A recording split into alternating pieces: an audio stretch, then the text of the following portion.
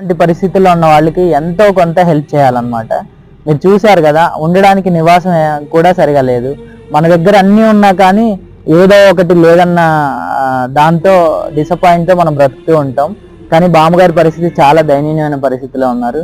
ఈ వీడియో చూస్తున్న ప్రతి ఒక్కరు మీకు తోచినంత సహాయం, ఒక 10 రూపాయల నుంచి మీకు ఎంత తోస్తే అంతవరకు సహాయం చేస్తారని, ఈవిడ ఉండడానికి నివాసం ఏర్పరచడానికి నాతో పాటు మీరు కూడా కృషి చేస్తారని, ఆమెకు ఎంతో కొంత ఆదరణ కలిగిస్తామనేది ఈ నా చిన్న ప్రయత్నం.